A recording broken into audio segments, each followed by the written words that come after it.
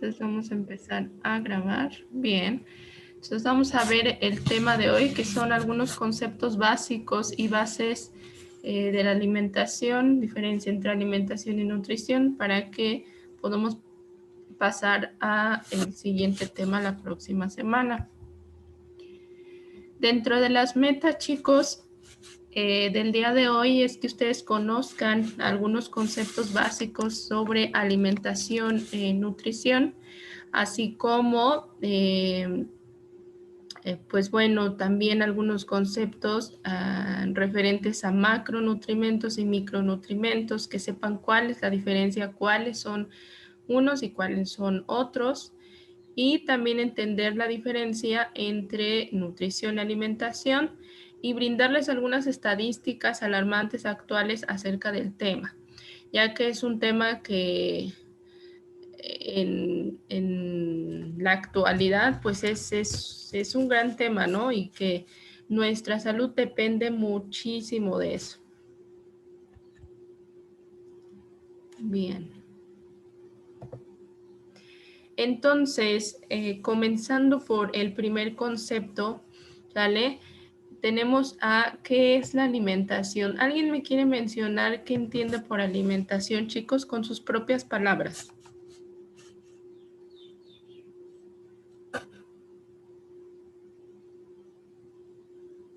Pues el consumir alimentos, el consumir de todo un poco. Uh-huh. ¿Quién más? ¿Qué es alimentación para ustedes?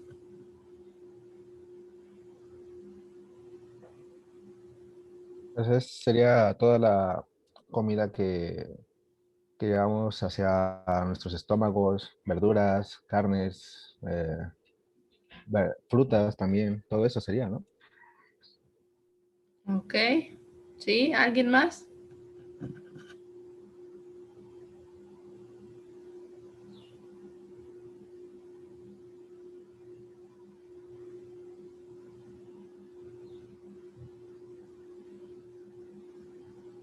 ¿Nadie más?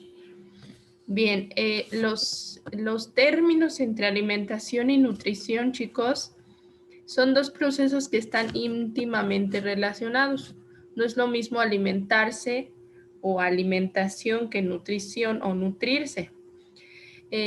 Aunque están muy ligados e íntimamente relacionados, pues son conceptos muy diferentes. Que uno depende del otro, sí. Ya que alimentación es aquel proceso por el cual nosotros llevamos los alimentos a nuestra boca, ¿sí? Es un proceso voluntario, chicos. Esto quiero que sí lo retengan mucho. Alimentación es un proceso totalmente voluntario, porque alimentación no solamente es el hecho de llevarnos alimentos a la boca, sino es todo el proceso que comprende desde una siembra del alimento, la cosecha, ¿sí? El transporte, la limpieza tal vez o la inocuidad de ese alimento, la transformación probablemente puede ser un alimento que tuvo que pasar por una transformación, que a lo mejor es un proceso perdón, es un producto procesado ya, o tal vez es una verdura que solamente pasó por un proceso de desinfección, etcétera, ¿sí? Hasta que llega hasta nuestra mesa y nosotros decidimos consumirlo, comprarlo para posteriormente consumirlo en la manera que sea, ¿no? Entonces, las sustancias que componen a los alimentos son imprescindibles para completar una buena nutrición. Todas las sustancias que componen a los alimentos tienen cierta capacidad de absorción y a eso ya sería un proceso de nutrición. Pero el proceso de alimentación es un proceso totalmente voluntario. ¿Por qué es voluntario? Porque nosotros decidimos qué comer.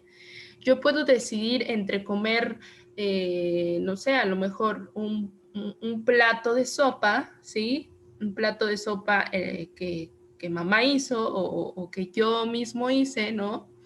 Al cual le puse pues mi jitomatito, mi cebollita, la pasta, etcétera.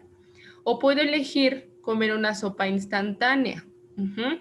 De cualquier manera, estoy llevando a mi boca alimento, pero el proceso es totalmente voluntario, es decir, tú eliges qué comer, tú eliges qué te vas a llevar a la boca, ¿sale?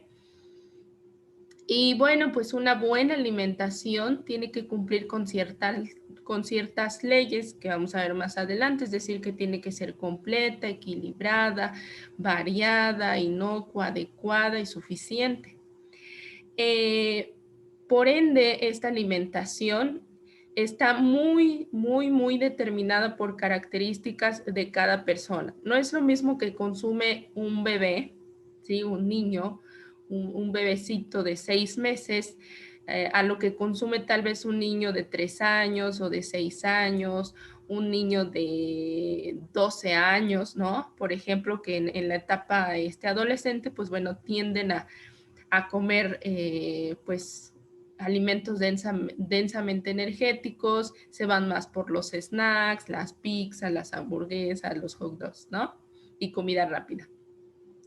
Y no es lo mismo lo que consume, por ejemplo, un adulto a un adulto mayor, ¿sí? O un anciano, que bueno, a lo mejor sus alimentos pues ya no tienen que ser tan duros, a lo mejor por la edad y por ciertas enfermedades que tienen, pues bueno, ya no consumen lo mismo que alguien de su edad, ¿no? Y pues bueno, está determinado por características de cada persona, la edad tiene que ver mucho, ya lo mencionábamos, el sexo, no es lo mismo que requiere una mujer que un hombre, que si bien es cierto que a lo mejor algunas mujeres consumen más energía de la que requieren, pues bueno, ese ya es otro cantar. Pero ciertamente los hombres, por el simple hecho de ser hombres, necesitan una mayor cantidad de energía que las mujeres. A reserva de que, claro está, si es un deportista de alto rendimiento y es una mujer deportista de alto rendimiento y lo comparamos con un hombre que no realiza ejercicio, pero sí realiza algún trabajo de fuerza, no es deportista, a lo mejor las cantidades de energía pues pudieran ser las mismas. Pero hablando generalmente, los hombres tienden a tener mayores necesidades energéticas. Y el grado de actividad física, ¿sí? Esto también depende porque según el grado de actividad física, el deporte que estén realizando, la cantidad de tiempo que le estén poniendo a ese deporte, pues va a depender las cantidades energéticas también. Pueden ser más, pueden ser menos, ¿sí? No es lo mismo la cantidad de energía que se da para un deportista de alto rendimiento y que hace algún deporte de fuerza a un deportista que hace o lleva a cabo un deporte de alto rendimiento, perdón, de fuerza y de resistencia, ¿sí? No es lo mismo. Las necesidades energéticas también son diferentes. Y también la alimentación está determinada por el contexto cultural, los alimentos disponibles en el lugar y los hábitos alimentarios. Por ejemplo, no es lo mismo que se consume en un estado que está cerca de la costa, que tienden a consumir a lo mejor mucha más cantidad de pescado o alimentos como pescados y mariscos, a nosotros, ¿no? Que somos, que estamos en una parte central del país y que si bien sí tenemos acceso, pues no somos tan dados a consumir ese tipo de alimentos, ¿no? Porque están sí disponibles, pero pues no están a libre demanda como en la costa. Y el contexto cultural tiene mucho que ver, chicos. A lo mejor en este sentido entra la religión, ¿sí? Ciertas personas no consumen los mismos alimentos, hay ciertas personas que no consumen carne por el hecho de ser de un tipo de religión, digo, y se respeta, ¿sí? O hay gente que decide ser vegana, ¿sí? No por el hecho de su religión, sino por una decisión propia o porque su familia desde chiquita así le enseñó, ¿no? A comer. Y bueno, eso ya es dependiendo del contexto cultural en que se encuentre. Además de que, bueno, en otros países hay ciertos alimentos que se consumen en mucho mayor proporción que, por ejemplo, aquí en México, ¿no? Aquí en México somos pues muy dados a consumir altas cantidades de maíz a través de la tortilla de maíz, ¿no? Lo que no se da, por ejemplo, en países como Suecia, ¿no? En países europeos, ¿no? Ahí pues no, casi no consumen la tortilla, ¿no? En México es algo imprescindible, ¿no? Que no te debe faltar en tu mesa, pero pues en otros países por cuestiones culturales, pues eso no se acostumbra, ¿sí? Bien.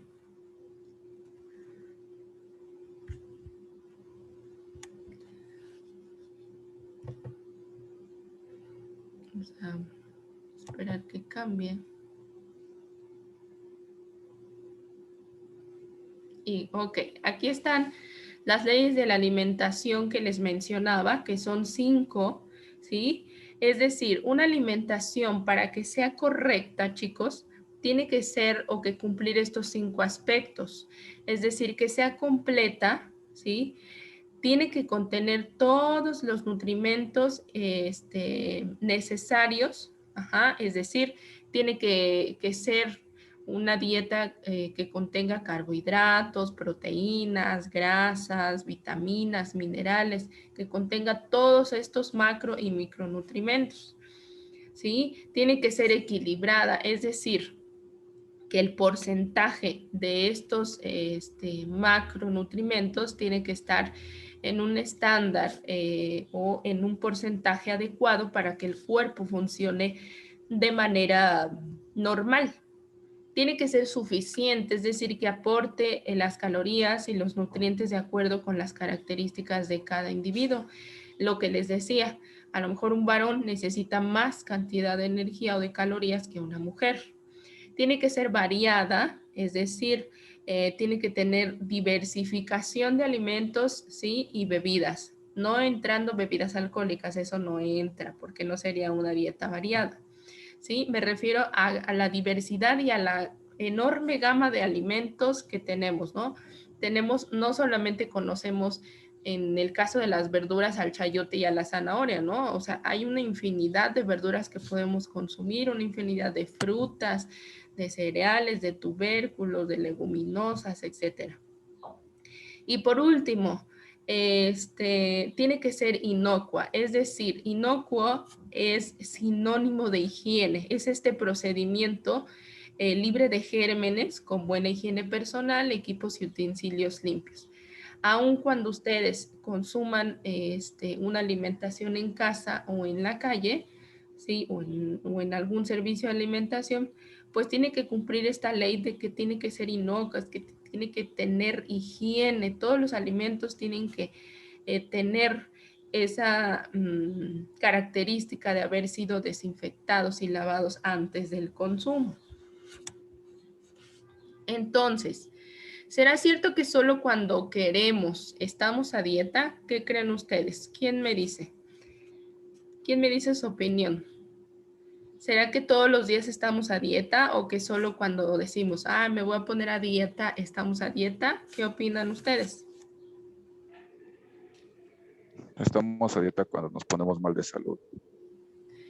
Solo cuando nos ponemos o cuando tenemos alguna enfermedad. No, cuando tenemos un alto porcentaje de grasa corporal. Ok.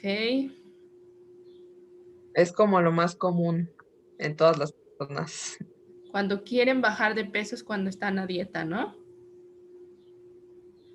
¿Quién más? ¿Quién más me dice su opinión acerca de estar a dieta?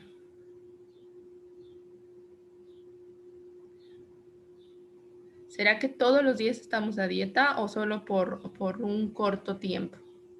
¿Qué creen ustedes? A ver, por ahí, Efren. Todos los días. Si me dicen que sí o que no, ¿por qué? Díganme por qué. Todos los días estamos a dieta. Todos los días estamos a dieta.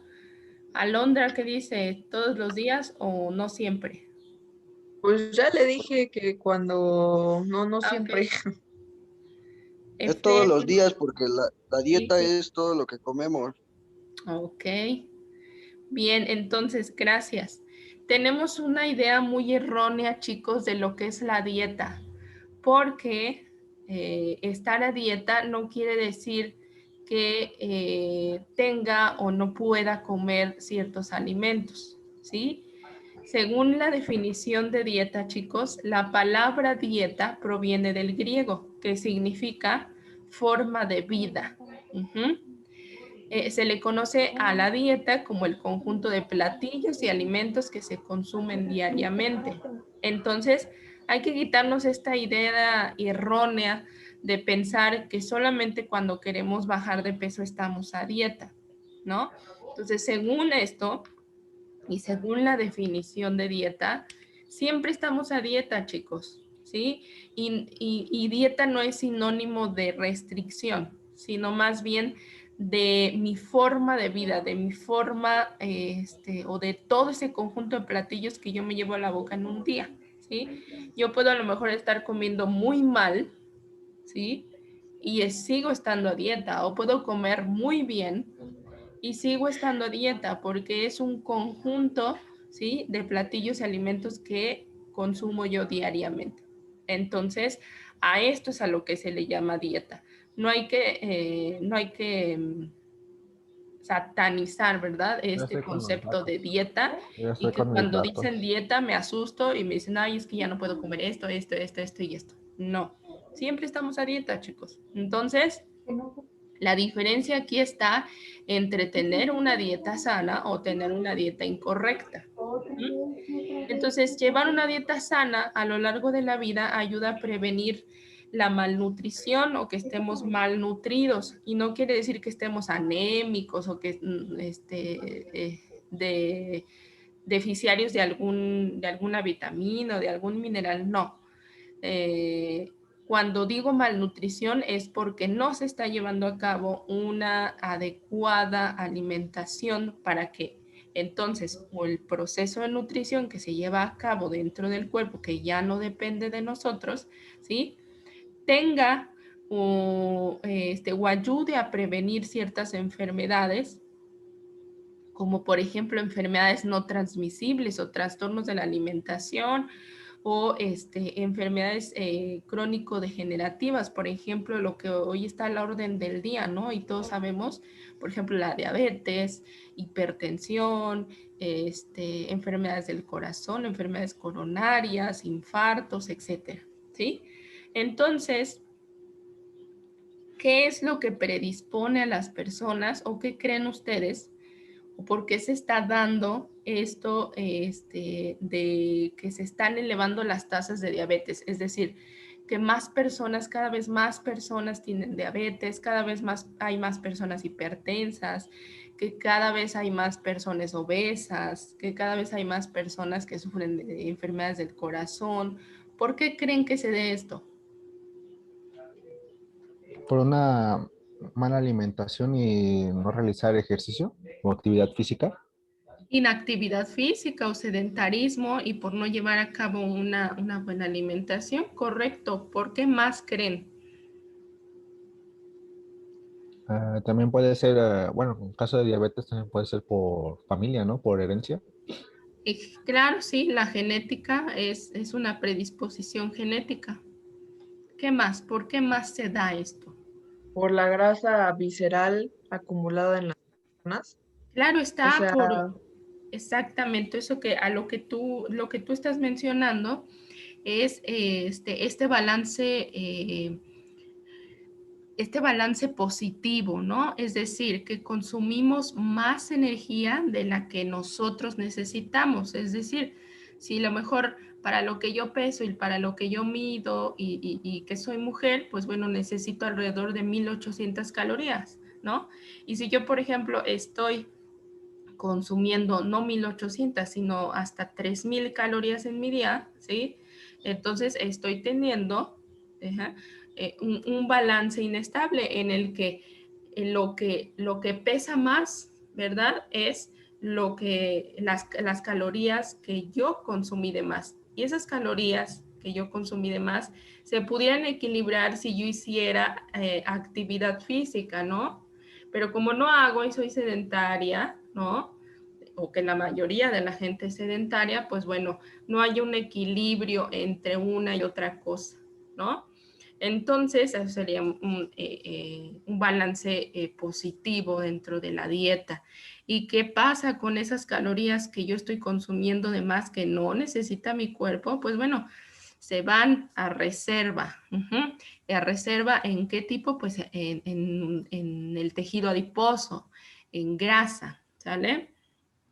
¿Por qué más creen que se dé este aumento de las enfermedades crónico-degenerativas que hoy tenemos en día?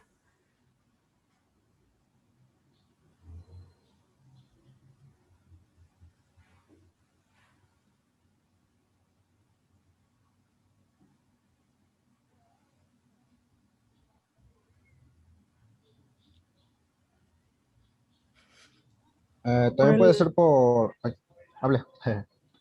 Gracias. Por el ritmo de vida que llevan algunas personas, bueno, sobre todo los que manejan mucho nivel de estrés y que no cuidan su alimentación, que prefieren comer en la calle porque no tienen tiempo, por diferentes factores. Exactamente. Ahí entra pues la rápida urbanización, ¿no? Y las conductas de riesgo que tenemos, ¿no? Cuando hay personas que efectivamente, como lo dice Noelia, pues ni siquiera se dan el tiempo para tener, valga la redundancia, un tiempo para comer, sino que están, como dice la canción, ¿no? Caminando y meando.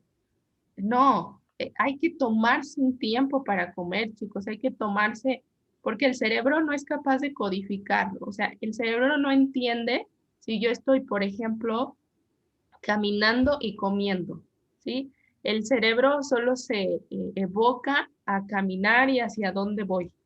No está entendiendo y no le está mandando ese mensaje a mi estómago de que diga, oye, ok, si estás comiendo, voy a mandar un mensaje de saciedad para que ya te sacies y no comas más.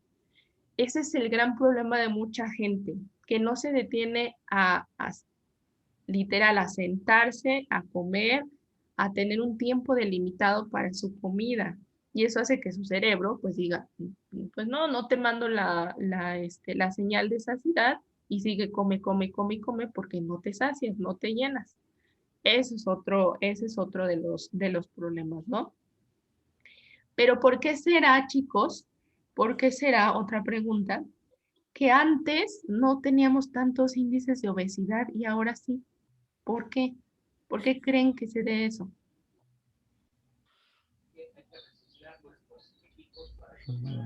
Por el ritmo de vida que se lleva actualmente por los que trabajan. Sí, también. ¿Por qué otra cosa también? Porque antes tal vez, bueno, antes no había tanta comida chatarra, así como pizzas, hamburguesas, chetos, sabritas y todo eso. Era una comida más saludable la que se llevaba. Exactamente. Luisito Bimbo no tiene la culpa. Sí, dentro de la rápida urbanización, chicos, también se encuentra esta industrialización, la entrada de empresas que son bastante dañinas en nuestro país, de empresas transnacionales que han venido pues a ofrecernos comida rápida, ¿no? De que el ritmo efectivamente de vida es muchísimo más rápido, aún más en estas ciudades, ¿no? En ciudades que son pues ya altamente industrializadas, ¿no? Y que pues como ya no tienen tiempo de comer, pues bueno, ahí te va, la industria le dice, pues ya no tienes tiempo, quieres optimizar tiempos, pues ahí te va la comida más rápida, ¿no? Ya no puedes hacer una sopa como antes, ¿no? Ahí te va tu sopa instantánea, ¿no? ¿Qué más? ¿Quieres una comida que te salga barata y rápido, en menos de 20 minutos? Pues ahí te va una hamburguesa, ¿no? Un hot dog o comida muy, muy rápida que antes pues no existía, ¿no? O que sí, si bien sí existía, pues no era tan consumida. Entonces, efectivamente, los estilos de vida han cambiado muchísimo y esto ha dado lugar a un cambio de hábitos alimentarios, ¿sí? Díganme hoy en día o pregunten a la mayoría de las personas quién, quién ahora no opta, ¿no? Un fin de semana por una pizza en lugar de una comida, pues un poquito más orgánica, ¿no? O más de casa, ¿sí? Y cualquiera, si tú le das a escoger, no, pues la pizza, ¿no? ¿Por qué? Pues porque es mucho más rápida, me la traen a mi domicilio, en la comodidad de mi hogar, y demás cosas. Entonces, ha sido un total cambio de hábitos alimentarios.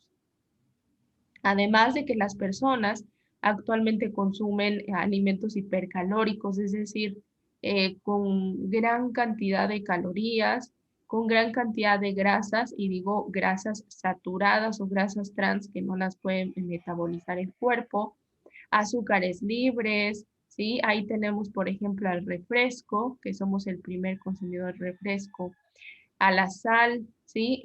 Infinidad de productos industrializados contienen bastante sal y más de lo que nosotros debemos consumir en un día, ¿no? Existen productos que tienen hasta 6, 7 cucharadas, ¿sí? Y nosotros los consumimos a libre demanda. Ahí tienen, por ejemplo, a la gran cantidad de galletas que se consumen y que tienen bastante azúcar, consumo deficiente de frutas y todo esto de los alimentos hipercalóricos, altos en grasas y altos en azúcares y sodios, pues bueno, los hemos venido transformando, ¿no? O en lugar de comer frutas, de comer verduras, de comer alimentos altos en fibra dietética, por ejemplo, los cereales integrales, pues ahora ya casi no los consume la gente, ya no consume arroz, ya no consume avena, ya no consume amaranto, que se da aquí bien cerquita de Morelos, ¿sí? Ya no se consume eso, ¿no? Y la cantidad de fibra pues ha disminuido muy, muy alarmantemente. Bien. Entonces, la OMS nos dice que los hábitos alimentarios sanos comienzan no solamente en la edad escolar, ni en la etapa de la adultez, ni en la etapa de la vejez, no, chicos. Los hábitos alimentarios sanos se deben enseñar y comienzan en los primeros años de vida, desde que un bebé nace. Es más, desde que la madre que está embarazada empieza a alimentarse, ¿vale?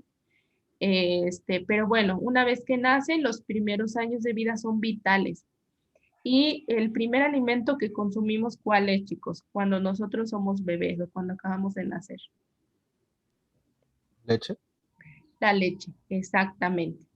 Y existe mucha evidencia científica, ¿sí? Y muchas estadísticas de que la lactancia en México sigue siendo algo que no se ha podido involucrar en toda la sociedad mexicana, ¿no?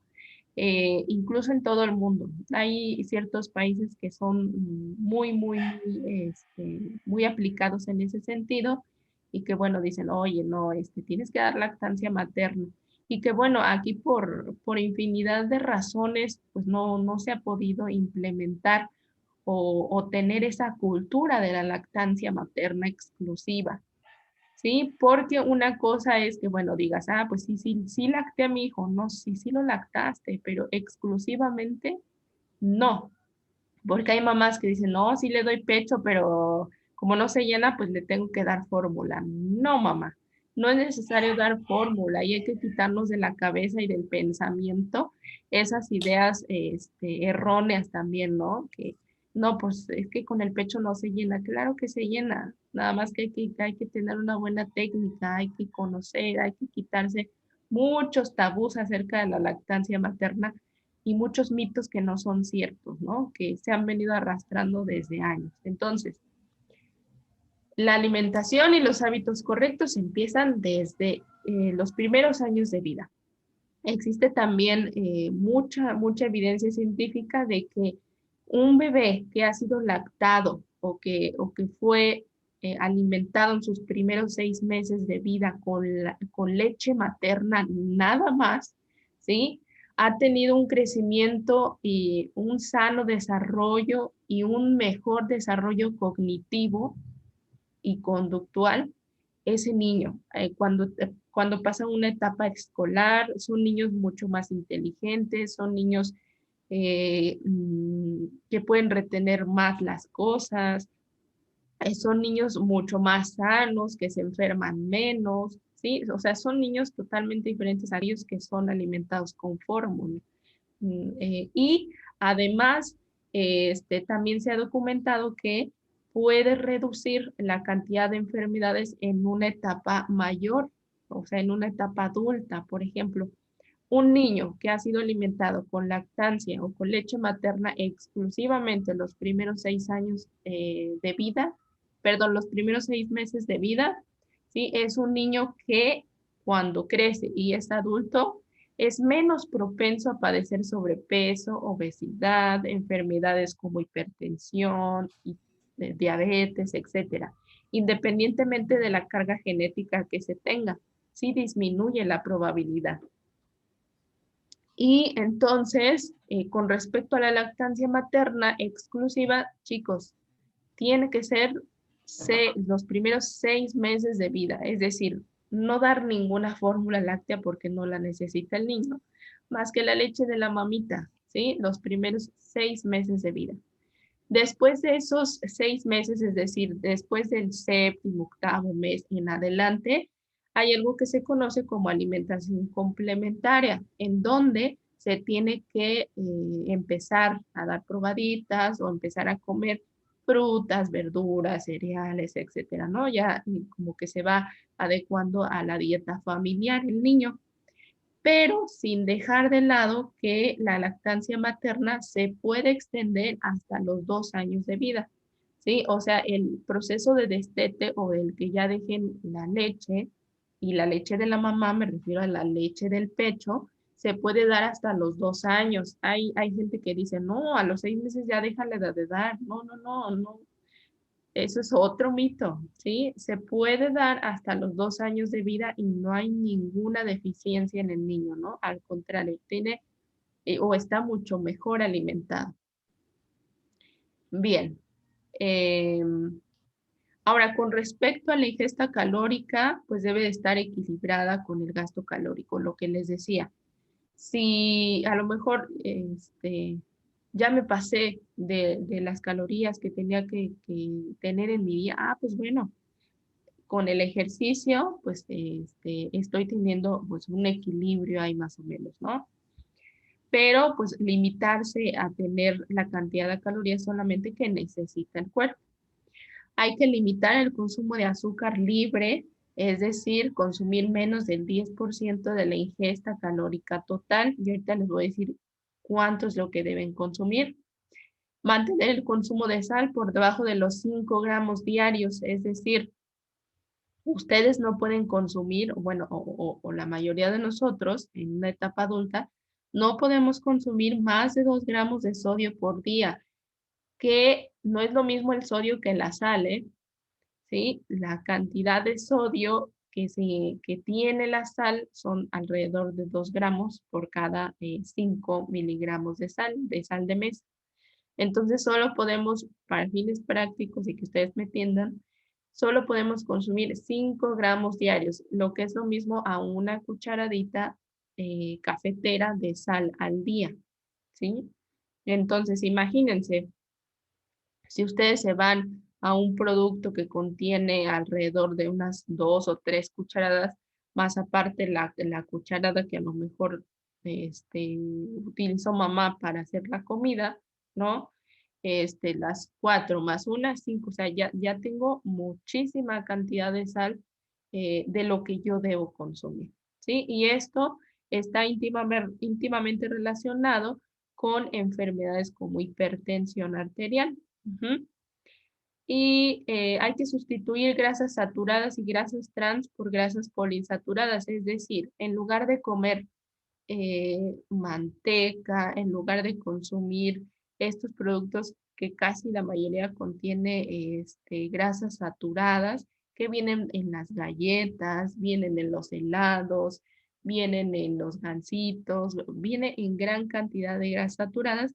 Hay que intercambiarlas por grasas buenas o grasas poliinsaturadas que las podemos consumir en el aceite de cártamo, el aceite de oliva, el aceite de canola, el aguacate, que es muy buena fuente de grasas poliinsaturadas, ¿sí?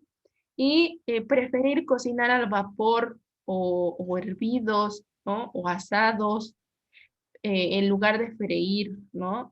Nuestros alimentos. Y otra cosa es preferir lácteos desnatados o descremados, ¿sí? mm, en lugar de pues lácteos totalmente enteros, ¿no? Que contienen mucho más cantidad de grasa. Entonces, elegir un lácteo descremado, más no, no es lo mismo, descremado no es lo mismo descremado que deslactosado, ¿eh? No se vayan a confundir. Deslactosado quiere decir que la lactosa está parcialmente hidrolizada, es decir, que está parcialmente cortada y que quien es intolerante a la lactosa, pues bueno, puede optar por un lácteo deslactosado o una leche deslactosada. Pero en general todos pudiéramos, en lugar de leche entera, pues consumir una leche descremada, que quiere decir que contiene menos grasa. Lo mismo para los yogures, y quesos, ¿no? Por ejemplo, que son descremados, en el caso, por ejemplo, del queso panela, el queso cottage, sí se pueden consumir, el queso Oaxaca también es bastante bueno, en lugar de, por ejemplo, el queso doble crema, ¿no? Que contiene pues mucho más grasa, ¿no? El queso Filadelfia, bastante grasa, ¿no? Bien. Y aquí tenemos, ay, perdón, me pasé.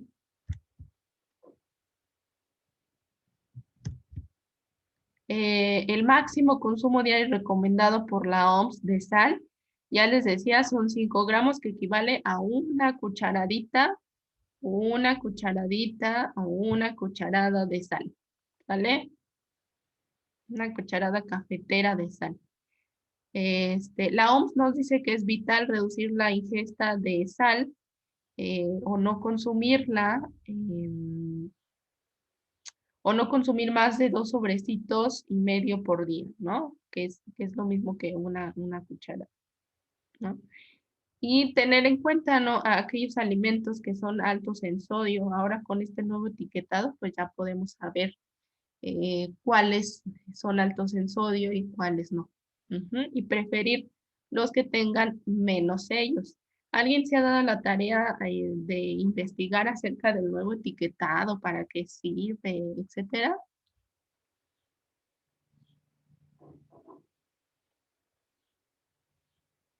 No,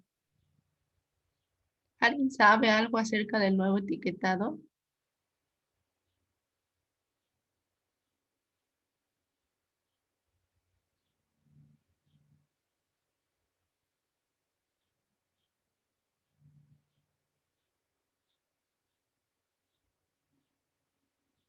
¿No, chicos? Les recuerdo que ustedes van a ser y son ya desde ahorita parte de los profesionales que van a educar, no solamente para hacer actividad física o para crear entornos del deporte. Ustedes también son encargados de brindar estas pautas, estas herramientas de promover entornos saludables, y eso no nada más quiere decir que hagan ejercicio y ya, ¿sí? También tienen que promover una alimentación saludable. Así es que tienen que estar bien informados acerca de qué es el etiquetado, en qué consiste el nuevo etiquetado, ¿sale? Y que bueno, anteriormente, y ahorita al final, si quieren, les pongo una imagen de cómo era el anterior etiquetado. y el nuevo etiquetado, ahora con los hexágonos estos que vemos, ¿no? Y que hasta hay varios memes, ¿no? Acerca de este etiquetado, pero que es una política pública que se implementó por parte de salud pública para que se reduzca, ¿no? El consumo de estos alimentos industrializados que son muy, muy, muy ricos en azúcares, en sal, en grasas saturadas y en energía. Ujú. Por su parte, en cuanto al azúcar, la OMS también recomienda limitar su consumo a solamente 25 gramos. Esto equivale a 6 cucharadas de café. Chicos, yo les pregunto, ¿ustedes saben qué cantidad de cucharadas se consumen cuando ustedes beben una coca de 600 mililitros? 12. Como 10, ¿no? 12, 15 más. ¿Quién sabe?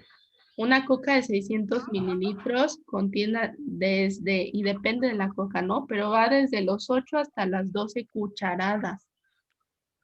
De 12, de 8, perdón, póngale que de 10 hasta 12 cucharadas, ¿no?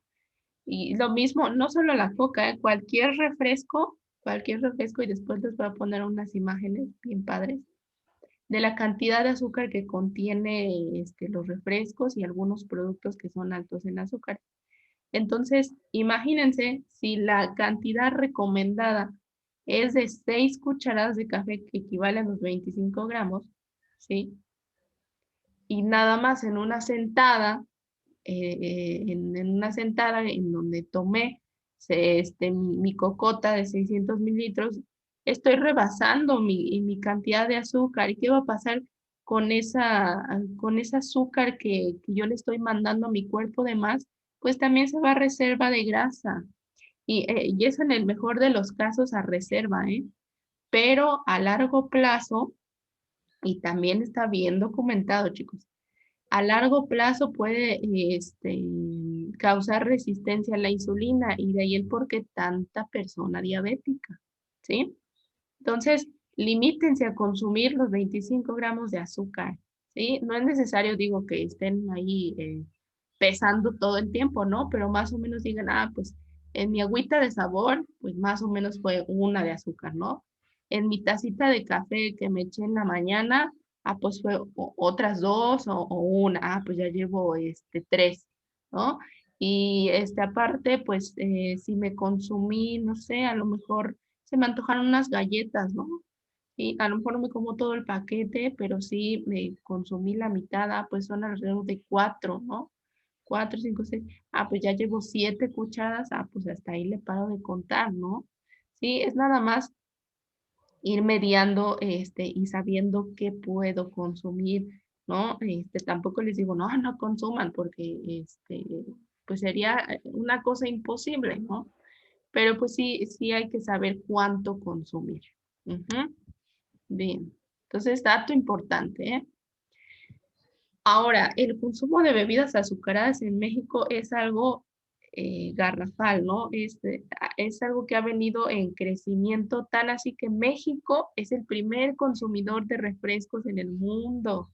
Y eso es gravísimo, chicos, porque el consumo de refresco está altamente relacionado con la diabetes mellitus tipo 2, porque hay diferentes tipos de diabetes, pero la que se da más y la que más gente tiene, pues es la tipo 2, ¿no? Y que esta está relacionada con los hábitos de consumo o lo que se consume en la dieta, ¿sí? Entre ellos el consumo alto de refresco. Imagínense ustedes que en promedio, ¿sí? Al año, chicos, al año en promedio, por persona, se consumen alrededor de 163 litros por persona en un año de refresco, ¿sale? Posteriormente, el segundo lugar lo ocupa Estados Unidos y el tercer lugar Chile. Pero bueno, el 40% de consumo de refresco, pues es México, ¿no? posteriormente el refresco, ¿verdad? En promedio una familia mexicana, y ya hablando no solamente de una persona, ¿no? Sino hablando de una familia mexicana, destina el 10% de sus ingresos totales a la compra de refresco. Imagínense, es solo un ejemplo, ¿eh? Que su familia tiene un ingreso de 5,000 pesos, ¿no? ¿Cuánto es el 10% de 5,000 pesos, chicos?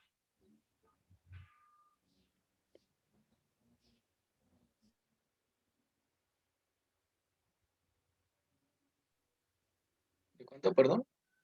¿Cuánto es el 10% de 5,000 pesos? 500. 500 pesos. Eso es en un mes, imagínense. Una familia que tiene un ingreso alrededor de 5,000 pesos, destina 500 pesos a la quincena, hablando de quincena, ¿eh? A la quincena solamente en el gasto de refrescos. O sea, multipliquémoslo por un año. Es bastante dinero que las familias están destinando a la compra de refrescos, y que esto se pudiera evitar, y a lo mejor este dinero que se ocupa para el consumo de bebidas azucaradas o de refrescos, pues pudiera invertirse en otra cosa, ¿no? Por ejemplo, en educación, en alimentos, en tener muchos mejores alimentos que solamente refresco. Ahora, los adultos que consumen refrescos de manera ocasional son el 15% más propensos, y esto es una probabilidad, son 15% más propensos a padecer obesidad. Y eso también está altamente relacionado con el consumo de refrescos. Es decir, que si tú consumes refrescos de manera ocasional, por ejemplo, una vez a la semana, 2 o 3 veces a la semana o diario, pues tienes 15% más probabilidades de ser obeso y de que en un largo plazo pues seas diabético, ¿no? Ahora, hablando de los niños, que son los pequeños que van a estar a su cargo, ¿no? 7 de cada 10 niños en comunidades rurales desayunan con refresco. Y esto antes no sucedía, porque uno pudiera pensar, no, pues en una comunidad rural pura agüita, ¿no? No, desgraciadamente, eh, esta empresa de la Coca-Cola eh, ha tenido una mercadotecnia bastante impactante, a tal grado de que en las comunidades rurales, como hay menos desinformación acerca de esto, se aprovechan de eso o de la ignorancia de las personas para implementar una mercadotecnia a tal grado, chicos, de que realizan mercadotecnia en su dialecto.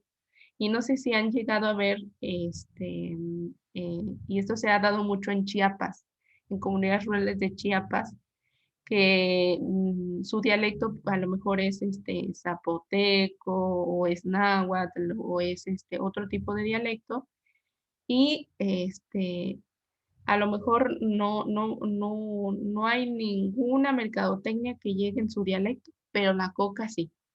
Es por eso que hay tantos niños y tanta gente en comunidades rurales enfermas de este tipo de enfermedades crónicas, y niños bastante obesos, ¿no? Que pudiéramos pensar, no, en comunidades rurales no se da, ¿no? Se da, y mucho más que en las comunidades urbanas, ¿no? Bastante alarmante que un niño desayune refresco y no leche, ¿no? Entre 1999 y 2006 se triplicó el consumo de bebidas azucaradas entre los adultos mexicanos. Imagínense, de tener un consumo a lo mejor del 20%, se elevó hasta un 60%. Entonces, y eso solo es hasta el 2006, pero estadísticas recientes del 2018, de igual manera ha venido en aumento esto, no ha disminuido.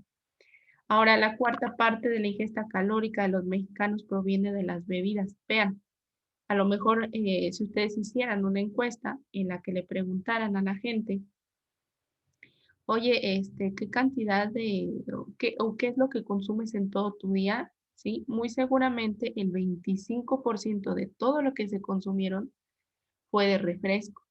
¿sí? Cuando no debería, ese porcentaje, ese 25%, no debería de ser de bebidas azucaradas, debería ser a lo mejor de agua de sabor o de agua natural o de algún otro tipo de bebida, pero no azúcar, ¿no?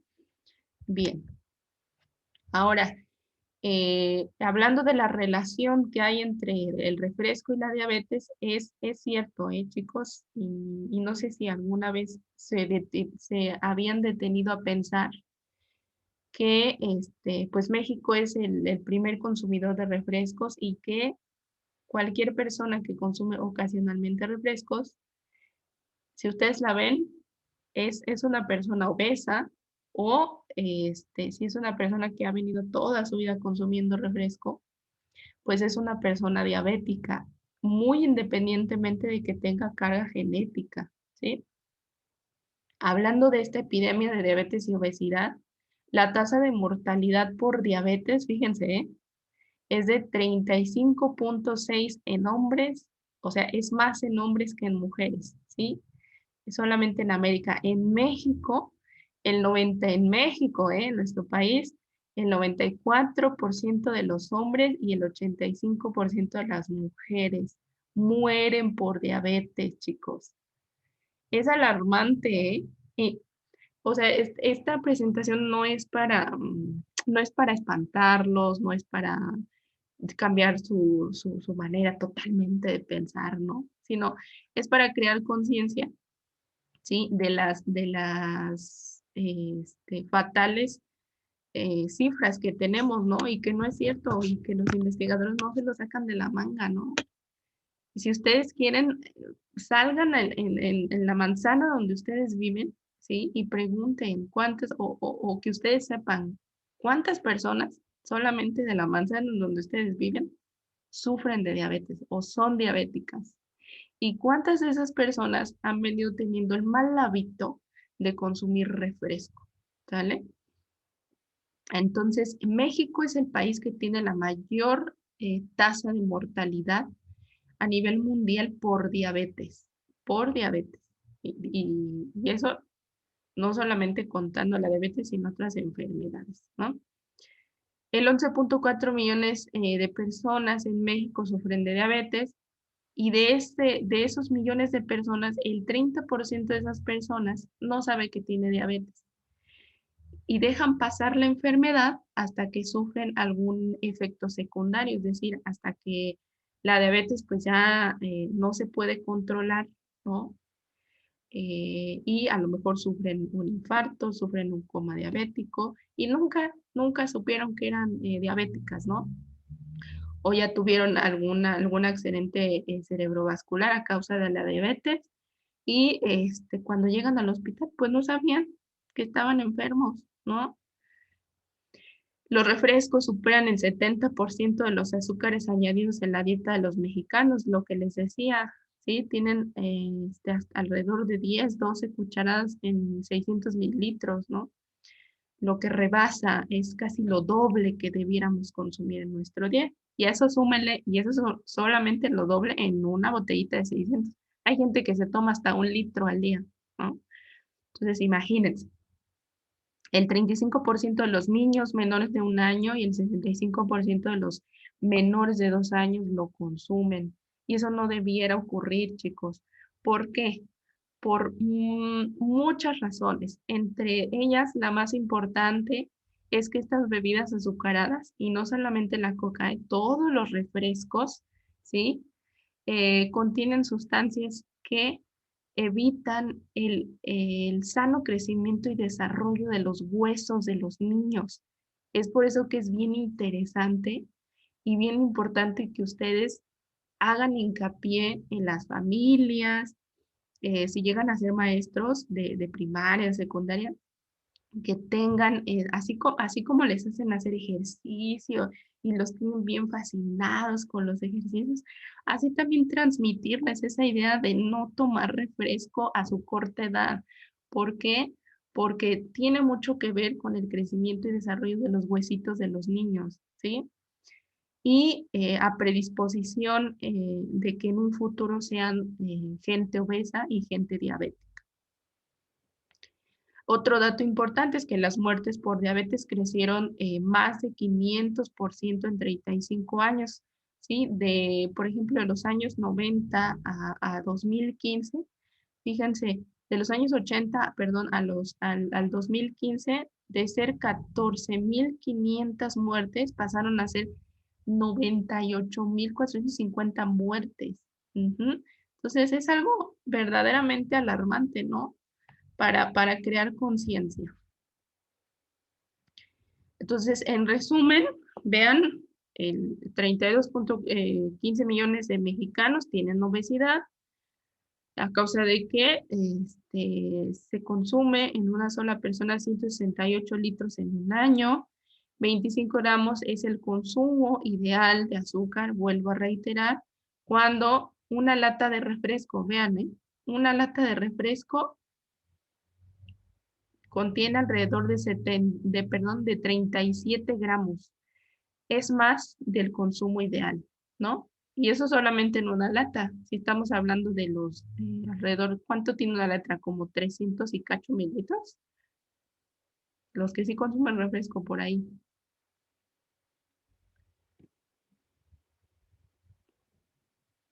Como 355 mililitros, ¿no? Tiene una lata. Vean, ahora si se consumen 2 o 3 en todo su día, no, pues rebasan casi el triple del consumo ideal, ¿no? Bien. Entonces, ¿era importante cuidar de su alimentación? ¿Qué dicen? ¿Sí será importante o no será importante? Claramente sí es importante, profe. Sí, Obvio, es muy ¿no? Como el meme, obvio. Entonces, obvio.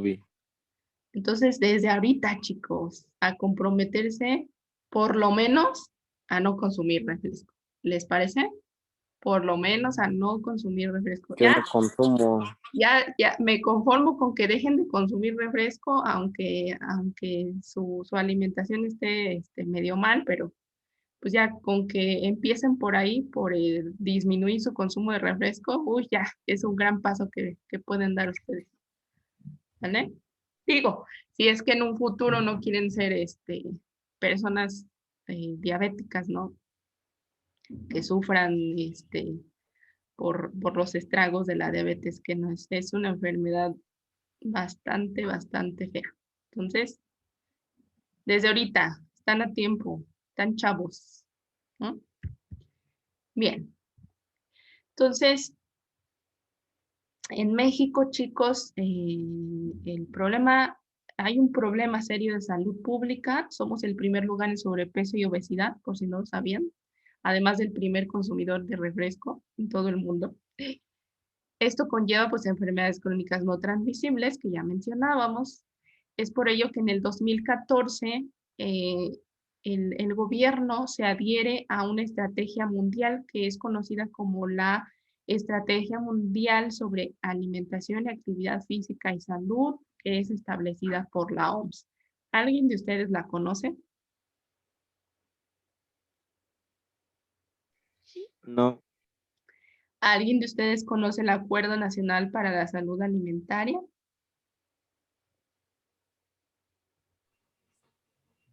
No. Tampoco. Ah, pues los invito a que se metan al grandioso Google y le tecleen por ahí Estrategia Mundial sobre Alimentación y Actividad Física o Acuerdo Nacional para la Salud Alimentaria. Le den una leidita, ¿sí? Porque no solamente se habla de alimentación, sino de actividad física. Y hablando de ustedes, a ustedes les compete. Ujú. Bien, estos acuerdos y estas estrategias se realizaron para combatir el sobrepeso y la obesidad e impedir, perdón, un costo mayor. Es decir, ¿qué pasa con esas personas obesas? Una vez que sufren obesidad y no se atienden, ¿sí? Tienden a tener enfermedades crónico-degenerativas. Por ejemplo, hablando de la diabetes o de la hipertensión, que son las más prevalentes aquí en nuestro país. Cuando esas enfermedades ya están en una persona, ¿sí? El costo médico es muchísimo mayor. Es decir, una persona diabética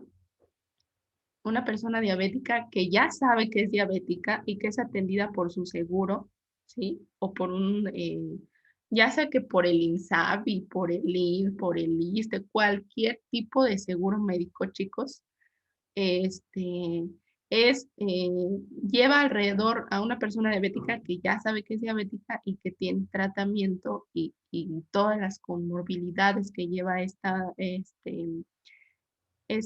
enfermedad, se gasta alrededor al año, alrededor de 2.4 millones por persona, ¿sí?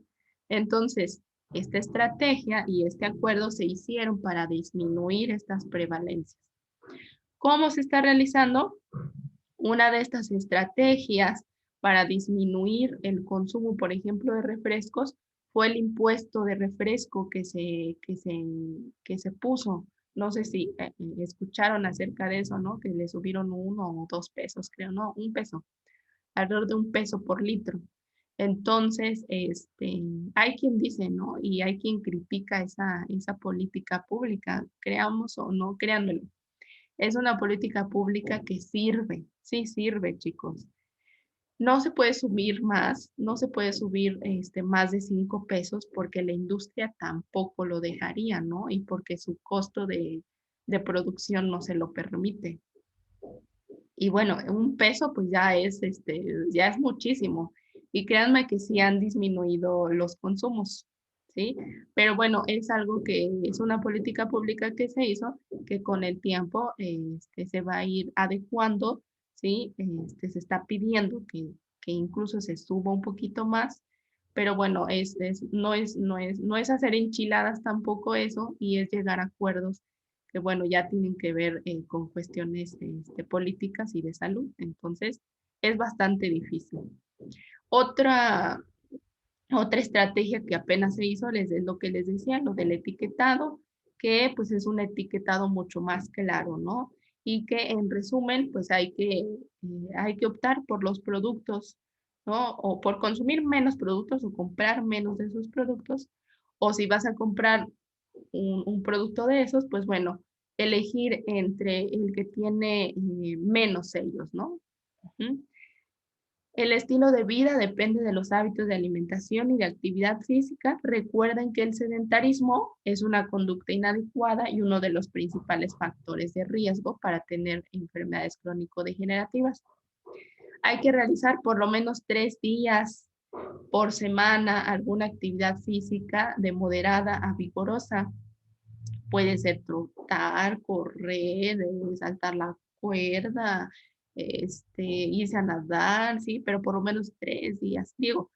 Y eso es para las personas, un mensajito para las personas que no realizan. Yo sé que todos aquí realizan actividad física, ¿no? Que se predica con el ejemplo, ¿no? Y combate, el hacer actividad física combate ansiedad, combate la depresión, mejora el desempeño, ¿sí? Tanto el desempeño intelectual como el sexual, chicos.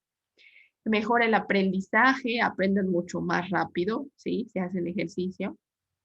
Y previene el 80% de las enfermedades crónico-degenerativas.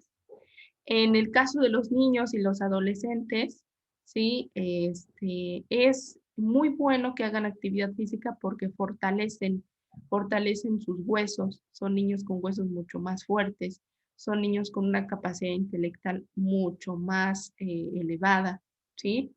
Y pues bueno, llegamos a esta parte en el que yo les pregunto, ¿es lo mismo actividad física que deporte?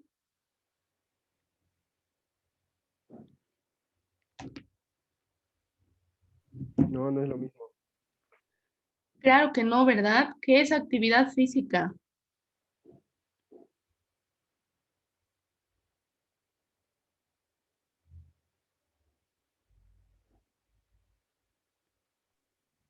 A Pues ver, la por ahí. actividad física va relacionada a la salud y el deporte ya es más bueno, es de competencia. Mm, ujú, sí. ¿Quién más me dice? ¿Qué es actividad física?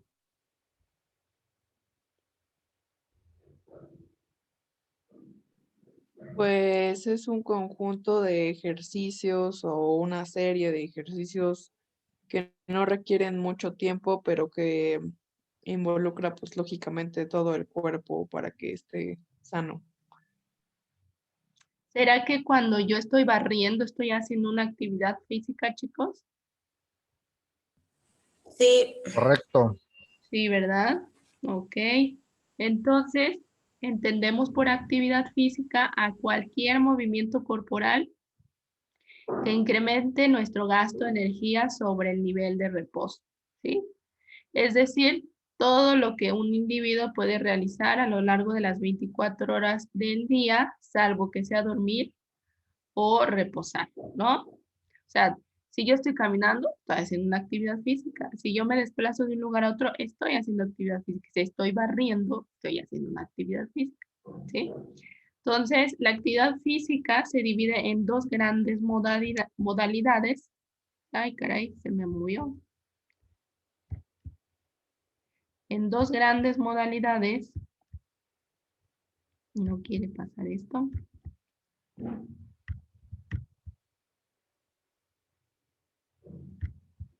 Que son las siguientes y que se movió la diapositiva.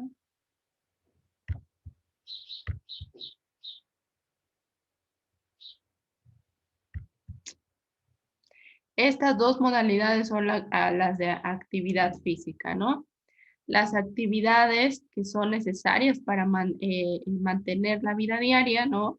Y las actividades cuyo objetivo es distraerse, divertirse, mejorar la salud, eh, incrementar la forma física, participar en competencias, etcétera, ¿no? Entonces, estas actividades que son necesarias, pues es el autocuidado, por ejemplo, alimentarse, bañarse, vestirse, hacer tareas domésticas como lavar, limpiar, barrer, desplazarse, por ejemplo, tomar el transporte público, caminar distancias cortas, ir del colegio a la casa, al trabajo, etc. Esas son actividades necesarias. Y las actividades de ocio, pues bueno, son el baile, jardinería, actividades culturales, relaciones sociales que impliquen juegos físicos, por ejemplo, estar jugando dentro de la alberca, visitas culturales, reuniones, etc. Y dentro de estas actividades de recreación, pues está el ejercicio físico y el deporte, que veíamos que el ejercicio y el deporte, pues no es lo mismo, perdón, la actividad física y el deporte no es lo mismo. El deporte entonces, ¿qué será, chicos?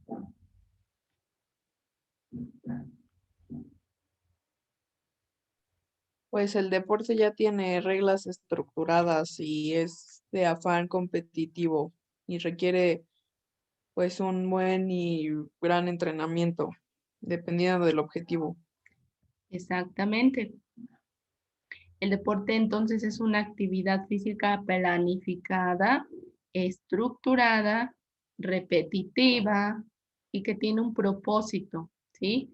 Es un acto totalmente voluntario y es aceptado libremente con el objetivo final de mejorar y mantener la forma física de esa persona que lo realiza y fundamentalmente que sea controlado en términos cualitativos y cuantitativos, es decir, cuáles ejercicios voy a realizar y cuánto o por cuánto lo voy a realizar.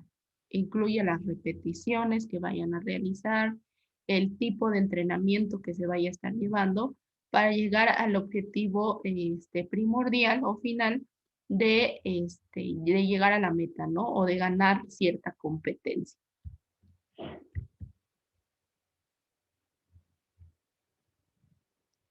Bien, entonces la actividad física puede ser por niveles. Está la intensidad baja, la intensidad moderada y la intensidad vigorosa, ¿sí? Por ejemplo, esto es en escala de Metz que se utiliza más en el extranjero, pero en una intensidad baja, por ejemplo, la escala de percepción va del 0 al 10, en donde, por ejemplo, la capacidad aeróbica de un nivel de intensidad moderada va del 45 al 64% de su capacidad aeróbica, ¿no? O donde el máximo esfuerzo va del 5 al 6 y una actividad de nivel vigoroso pues va del 7 al 8 de máximo de esfuerzo o del 65 al 85% de su capacidad aeróbica, ¿sí? Bien. ¿Qué recomendaciones podemos dar para realizar una actividad física por grupo de edad? Pues bueno, en niños y adolescentes se puede realizar 60 minutos o más de una hora de actividad física diaria. ¿Qué tipo de actividad física podemos hacer en un niño? ¿Alguien me puede decir?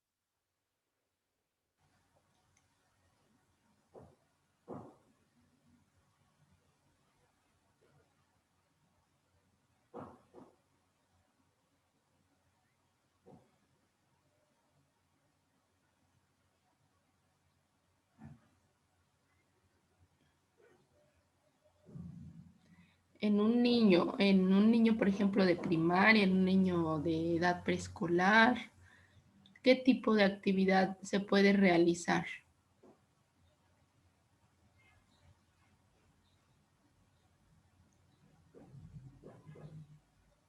Pues juegos, ¿no? Sí, juegos, pero ¿de qué tipo?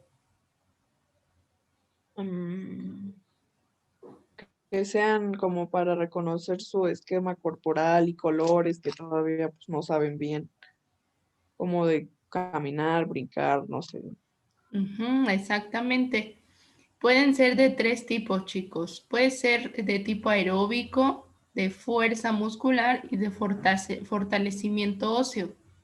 El primero tiene que ser por más de 60 minutos y debe corresponder a ejercicios de 3 veces a la semana de actividad aeróbica vigorosa. A esto me refiero a actividades aeróbicas, por ejemplo, a correr, actividades de cardio. Y a actividades de fuerza muscular, pues mínimo 3 veces a la semana como parte de sus 60 minutos o más diarios de actividad física. Realizar ejercicios de fuerza muscular, es decir, no sé, ponerlos a cargar más allá de su peso, ¿no? Digo, no tampoco van a cargar lo doble ni la mitad de su peso, pero sí podemos hacer ejercicios de fuerza que tengan este objetivo de fortalecer sus músculos. Y la tercera, que sea de fortalecimiento óseo. Recuerden que los niños y los adolescentes aún están en una etapa de crecimiento y desarrollo, para lo cual tenemos que fortalecer sus huesos. ¿Cómo lo hacemos? Con entrenamientos de ejercicios de impacto, es decir, por ejemplo, brincar la cuerda, saltar, por ejemplo, en baloncesto, en voleibol, ¿sí? Cumplir por lo menos 3 veces a la semana con este tipo de ejercicios. Entonces, esencial que haya estos 3 tipos de ejercicios en un niño y en un adolescente. En un adulto joven, ¿sí? También se pueden realizar estos 3 tipos de ejercicio, a reserva de que pues tengan una enfermedad que les impida hacer ejercicios de impacto o de fortalecimiento óseo. Por ejemplo, que tengan algún problema en la columna, algún problema en la rodilla, en el pie, que les impida saltar, ¿no?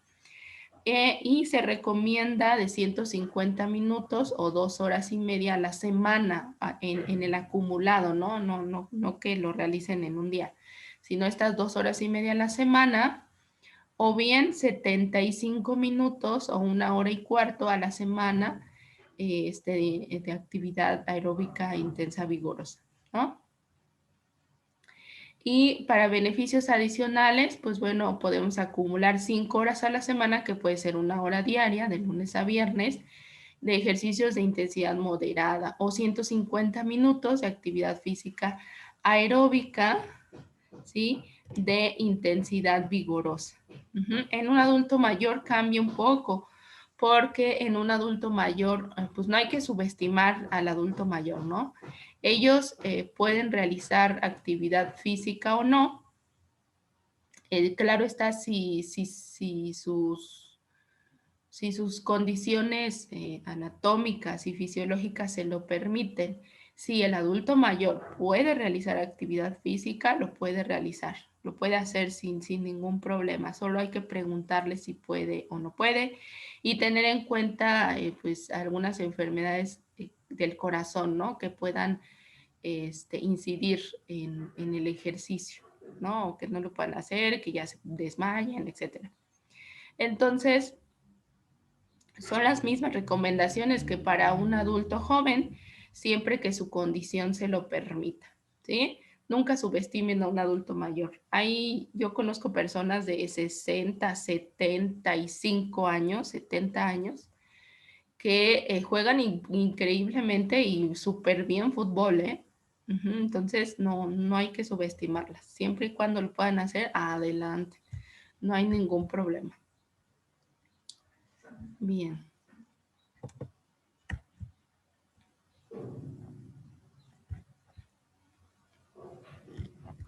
Y por último, vamos a regresar un poquito porque se movieron estas últimas diapositivas.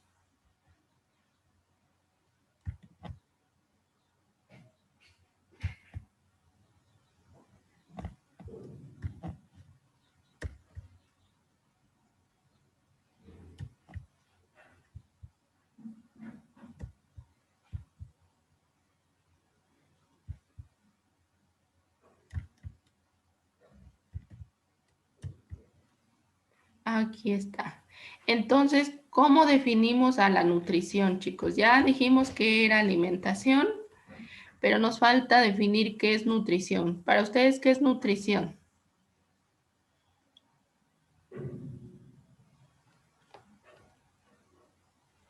Es la forma en la que llevamos a cabo nuestra alimentación.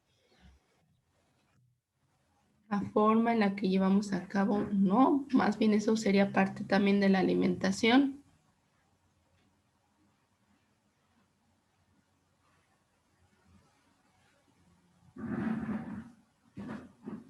Un proceso voluntario. La nutrición será un proceso voluntario, ¿seguros? Ah, ¿no dijo alimentación? La alimentación sí es algo totalmente voluntario, sí, ya lo mencionábamos, pero la nutrición.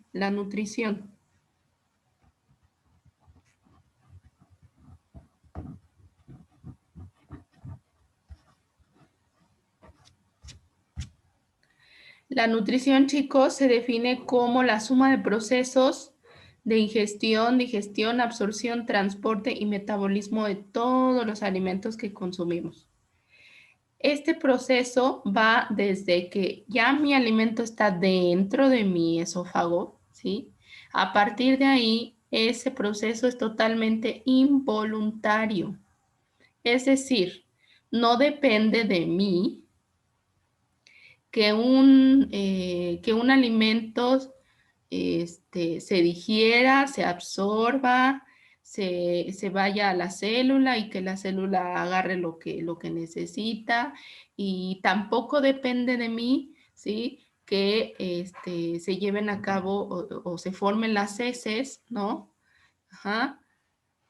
Y que se tenga que desechar, ¿no? Entonces, este proceso es un proceso totalmente involuntario. Depende de mí qué me llevo a la boca y cómo me alimento, sí, pero ya no depende de mí el que se absorba, porque yo no estoy al pendiente de, oye, me comí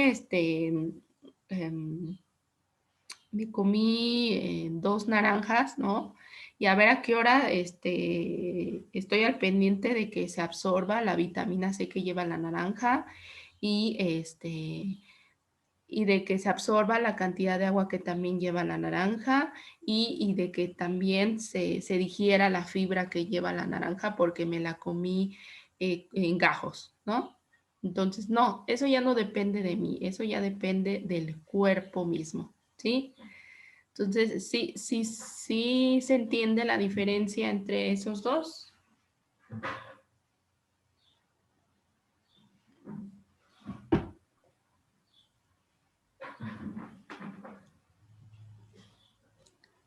Ok. Entonces, un nutriente es una sustancia presente en los alimentos que es necesaria para la vida. Al satisfacer alguna función en nuestro organismo, se clasifican habitualmente en tres principales, ¿sí? Carbohidratos o hidratos de carbono, que es lo mismo, chicos. Grasas o lípidos, que también es lo mismo. Y proteínas. Esos tres que les acabo de mencionar son macronutrientes, ¿sí? Y ahora los micronutrientes, ¿sí? Son, se llaman micronutrientes por ser más pequeños o porque sus pequeñas cantidades habitualmente son en miligramos o en microgramos, por ejemplo, en el caso de las vitaminas y los minerales, ¿sí? Entonces, macronutrientes, cuando yo les diga macronutrientes, estoy hablando de carbohidratos, grasas y proteínas, o hidratos de carbono, lípidos y proteínas, como ustedes lo quieran llamar. Y si les digo micronutrientes, estoy hablando de vitaminas y minerales, ¿sale? Entonces, aquí en esta tablita están las principales funciones de todos estos nutrientes que les acabo de mencionar. En el caso, por ejemplo, de los carbohidratos, de las grasas y de las proteínas, generalmente aportan o son encargados de aportar energía, ¿sí? En el caso de las proteínas, pues ellas tienen la principal función de generar o reparar células y tejidos, ¿sí? Y el agua, las vitaminas, los minerales y algunas proteínas son encargadas de mantener y regular el metabolismo. Entonces, es esa parte de micronutrientes, macronutrientes. Y de manera general, lo vamos a ver en específico cuáles son sus funciones de cada uno, pero de manera general son las que aparecen en la tablita. Bien, ahora, si yo digo, yo como nutrióloga les puedo decir que si tienen un buen estado de nutrición o un mal estado de nutrición, ¿sí? ¿Cómo se puede evaluar ese estado de nutrición de manera rápida? Pues a través del índice de masa corporal, o mejor conocido como índice de Quetelet. Índice de Quetelet o IMC, índice de masa corporal. Este se obtiene dividiendo el peso entre los kilos por la talla en metros al cuadrado, ¿sí? Para niños es diferente, esto solamente se utiliza en adultos. Para niños, evaluar la talla en relación con la edad pues es muy diferente porque se ocupan unas tablas de crecimiento. Y de acuerdo a su edad y a su peso, pues es como se evalúa. Es muy diferente en niños que en adultos. Pero bueno, la valoración nutricional a través del índice de masa corporal en adultos, ¿sí? Se puede clasificar como lo dice la tablita, ¿sí? Por ejemplo, si yo ya obtuve mi índice de masa corporal, que ahorita lo van a hacer cada uno de ustedes, ¿sí? Y si, por ejemplo, caí en 19, pues tengo un peso saludable, ¿sí? Si caí por ejemplo, en el 26, aquí, pues yo estoy en sobrepeso. Y si ya tengo más de 30, 36, 40 o más, pues ya estoy en cierto grado de obesidad. Entonces, ahorita lo que van a hacer es cuánto pesan y cuánto miden. Entonces, por ahí agárrense la calculadora de su celular, o si tienen una calculadora en la mano. ¿Sí? Y van a colocar en su calculadora. Primero si no tienen calculadora científica o no tiene su celular, estos signos de entre paréntesis y al cuadrado, pues lo pueden realizar por separado, pero bueno, voy a hacerles un ejemplo. Yo peso 70 kilos, ¿no? Entre 1.8.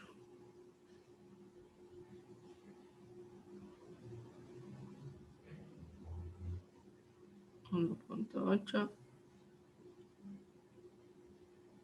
¿Sale? Entonces pueden poner la operación de la siguiente manera. ¿Sí?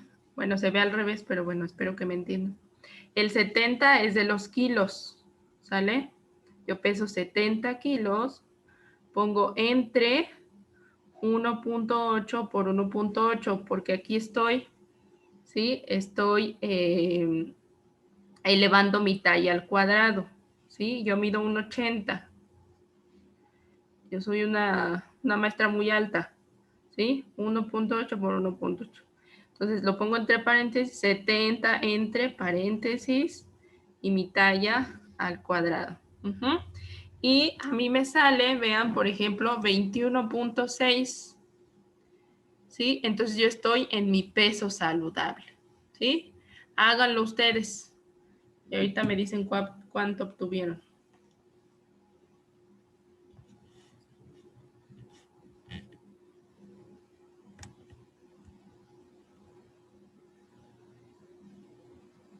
¿Y si no sé cuánto peso? Un aproximado de la última vez que se pesaron. Y si no, se les queda de tarea que se vayan a pesar. Sale, creo que 25. 25. A partir de 25 ya están en sobrepeso. Ah, gracias. Yo tengo un peso saludable, 20.22. Ok. ¿Sí? ¿Ya todos pudieron?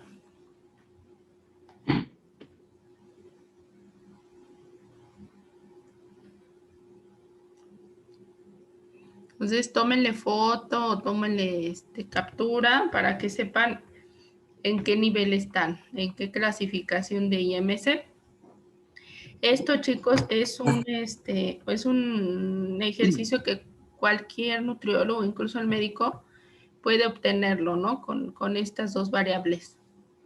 Es un método para evaluar el estado de nutrición muy sencillo, muy rápido, pero no lo es todo, ¿sí? Nosotros, los nutriólogos, pues bueno, tenemos otras formas de evaluar, pues un poquito más eficiente el estado de nutrición, pero este sería como el primer, pues el primer dato para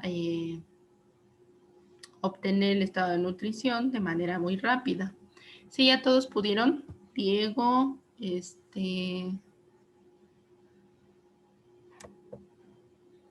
por ahí veo a AC, ya lo obtuvieron, Litzy, Noelia, Alexis, Mayra, Vergara, Lecona. Sí, yo ya, maestra. ¿Sí? ¿Sí le salió o no le salió?